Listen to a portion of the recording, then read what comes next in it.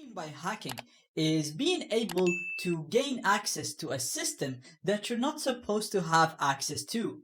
So for example, logging into an email account that you're not supposed to have access to is considered hacking that account. Gaining access to a remote computer that you're not supposed to have access to is hacking that computer.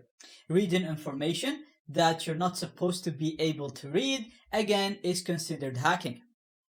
So you can see that there is a large number of ways to hack into a system, and the word hacking can refer to a number of things, but the main concept is the same. Gaining access or being able to do things that you're not supposed to be able to do is considered hacking. Now, there are three main types of hackers. We have the black hat hackers. These are the bad people that hack systems illegally in order to steal money or to achieve their own illegal goals. The second part of hackers are the white hat hackers. So this is us. These people use the same techniques used by the black hat hackers, and they also hack into systems, but they only hack into systems that they have permission to hack in order to test the security of these systems. And finally, we have the gray hat hackers.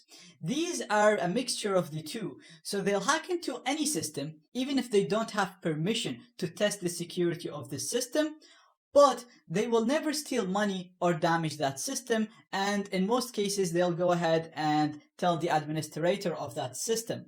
But what they do is still illegal because they test the security of systems that they do not own or do not have permission to test.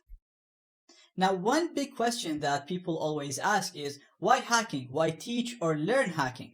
Well, hacking is an existing industry. There are lots of job opportunities for ethical hackers, for people like us who would go ahead and test the security of systems to make sure that these systems are secure and not vulnerable to black hat hackers.